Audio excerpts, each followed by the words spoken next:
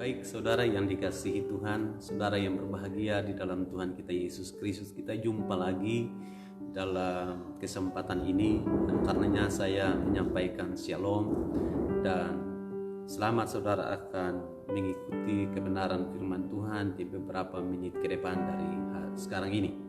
Sebelum kita akan mendengarkan firman Tuhan, saya ajak kita tunduk kepala dan kita berdoa. Kami berdoa mohon anugerah-Mu, kami berdoa mohon pertolongan-Mu, kami berdoa mohon campur tangan-Mu, sehingga kebenaran firman Allah yang akan hamba sampaikan dari awal pertengahan sampai pada kesudahannya biar jadi untuk hormat dan kemuliaan bagi nama Tuhan. Kami siap menikmati berkat-Mu, kami siap menikmati kekuatan-Mu, kami siap menikmati sukacita-Mu, kami siap menikmati pemulihan. Dalam nama Yesus kami berdoa dan bersyukur. Haleluya. Amin. Nah, baik Bapak Ibu Saudara yang dikasihi Tuhan, kesempatan ini saya ajak kita semua buka bersama kebenaran firman Allah yang terambil dari Injil Yohanes pasal 15 ayat 13 sampai dengan ayat yang ke-14, berkata begini: tidak ada kasih yang lebih besar daripada kasih seorang yang memberikan nyawanya untuk sahabat-sahabatnya. Kamu adalah sahabatku jika kamu berbuat apa yang kuperintahkan kepadamu. Hari ini saya ingin bicara tentang kesetiaan sesuai dengan tema bulanan tentang kesetiaan. Dan dalam minggu-minggu ini kita belajar bersama tentang kesetiaan. Dan karenanya hari ini kita belajar terkait dengan kesetiaan. Dan Yesus menyampaikan pernyataan-pernyataan yang luar biasa. Dikatakan bahwa tidak ada kasih yang lebih besar daripada kasih seorang yang memberikan nyawanya untuk sahabat-sahabatnya. Kamu adalah sahabatku jikalau kamu berbuat apa yang kuperintahkan kepadamu. Saudara yang dikasihi Tuhan, Tuhan menempatkan kita sebagai sahabat. Tuhan menempatkan kita bukan sebagai hamba. Tuhan menempatkan kita juga bukan sebagai kenalan. Tuhan juga menempatkan kita bukan sebagai tamu. Tuhan menempatkan kita sebagai sahabat.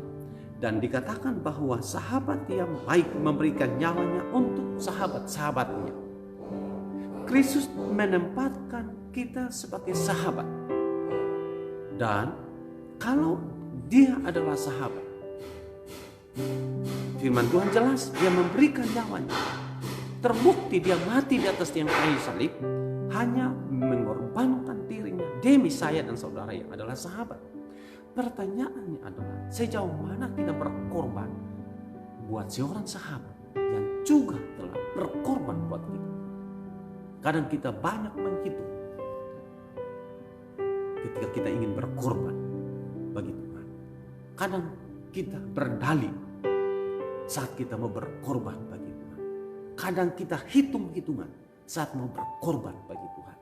Kadang kita mau mengukur kekuatan kita. Kadang kita mengukur orang lain. Kadang kita melihat orang lain. Kadang bahkan kita coba membuat kalkulator atau melihat lewat kalkulator berapa banyak yang kita sudah buat. Sementara kita lupa bahwa Kristus berkorban. Bukan karena kita selaku kenalan. Kristus berkorban karena kita sahabat. Dia tidak menggunakan kalkulator untuk menghitung berapa banyak yang kita buat untuk dia. Dan karenanya itu dia berkorban. Karena firman Allah jelas, sebelum kita mengenal dia, sebelum kita mengasihi dia, dia terlebih dahulu mengasihi kita. Karena itu di kesempatan ini, saya ingin menyampaikan pesan ini. Pesan firman Tuhan. Dalam ayat yang ke-14, kamu adalah sahabatku, saya dan saudara adalah sahabat Kristus. Jika kamu berbuat apa yang kuperintahkan kepadamu, jadi persyaratan. Tolok ukur, kita adalah sahabat ketika kita melakukan apa yang diperintahkan Tuhan. Pertanyaannya, apakah semua orang Kristen menjadi sahabat? Belum tentu. Apakah semua orang yang ada di dunia ini menjadi musuh Allah? Belum tentu. Kita menjadi sahabat ketika kita melakukan apa yang diperintahkan Tuhan. Jadi siapapun dia yang melakukan perintah Tuhan, dia adalah sahabat. Saya rindu kita memaknai kata sahabat ini. Karena Kristus adalah sahabat yang setia. Saya dan saudara harus bisa menempatkan diri pun sebagai sahabat yang setia. Seorang sahabat yang tidak setia berarti dia pengkhianat. Seorang sahabat yang setia dia berarti dia berdusta. Seorang sahabat yang tidak setia berarti dia berbohong. Selama ini kita banyak berbohong. Selama ini kita banyak mengkhianati. Selama ini kita banyak berdusta kepada sahabat yang baik, kepada sahabat yang setia, kepada sahabat yang berkorban buat saya dan saudara.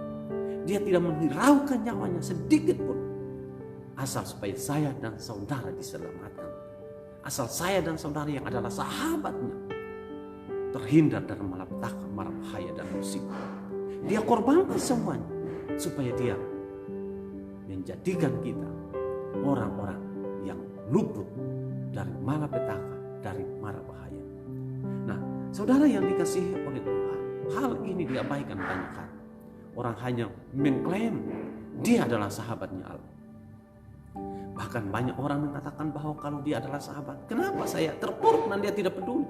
Saya ingin katakan bahwa bukan dia tidak peduli, bukan dia tidak pusing, bukan dia tidak lihat. Tapi sekali lagi harus kita tanyakan kepada diri kita, apakah kita menjadi orang yang peduli, apakah kita menjadi orang yang setia dengan sahabat kita. Kalau selama ini kita tidak setia dengan sahabat kita, yaitu Tuhan Yesus, ini waktu di mana kita katakan, Tuhan tolong saya supaya saya bisa menjadi sahabat yang setia. Kita lakukan, kita ikuti semua yang menjadi perintah, kita lakukan. Kalau seorang sahabat, dia tidak akan pernah hitung, dia tidak akan pernah merasa rugi kalau dia berkorban untuk sesuatu bagi sahabat. Justru ketika dia lakukan, itu menjadi sebuah kebanggaan di hatinya. Saya rindu ketika kita melakukan sesuatu untuk Tuhan, bukan kita menjadi rugi, tapi kita merasa bangga karena kita diberi waktu, kita diberi kesempatan untuk berbuat sesuatu bagi sahabat kita. Nah, Tuhan tolong kita semua sehingga kita menjadi sahabat yang setia. Kalau hari-hari sebelumnya kita bukan menjadi sahabat yang setia karena kita mengklaim sahabat tapi tidak mengikuti peraturan, kita tidak mengikuti perintahnya. Ini waktu kita mengatakan, Tuhan tolong saya supaya saya bisa menjadi sahabat yang setia. Di tengah-tengah pandemi ini, masa pandemi ini, banyak orang mengeluh, banyak orang menjadi marah, banyak orang kemudian merasa bersungut-sungut. Saya mau ingin mengatakan, di tengah situasi apapun, Kristus adalah sahabat yang baik. Engkau sulit, engkau susah, engkau sakit, engkau lemah, dia sahabat yang baik. Ketika sahabat dunia ini tinggalkan saudara, dia sahabat yang baik, yang selalu hadir di setiap waktu, dia selalu hadir di setiap musim. Dia hadir untuk menolong dan memberi engkau kekuatan. Tuhan Yesus tolong kita semua dan memberkati lewat renungan firman Tuhan pada sore hari ini. Mari kita tunduk kepala dan kita berdoa.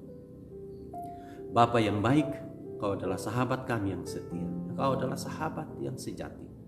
Kesempatan di mana kami telah mendengarkan firman Allah, hamba berdoa Tuhan memberkati setiap anak-anak-Mu, setiap umat-Mu yang merasa membutuhkan pertolongan Tuhan. Kalau ada yang lemah, ada yang susah, ada yang sakit, Engkau Allah jawaban kami, Engkau Allah pertolongan kami, Engkau Allah penghibur kami.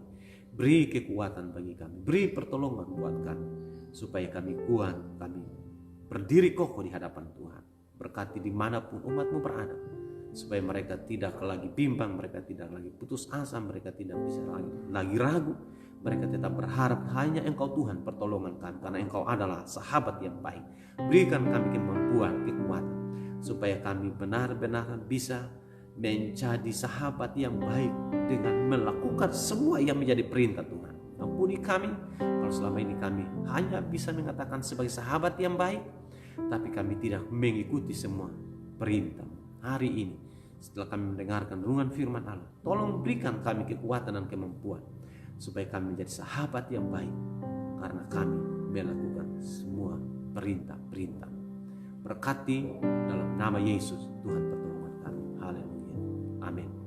Puji Tuhan, Tuhan menolong dan memberkati Bapak Ibu Saudara yang telah mengikuti kebenaran firman Tuhan pada kesempatan ini. Tuhan Yesus tolong dan berkati, dan sampai jumpa di lain kesempatan. Shalom.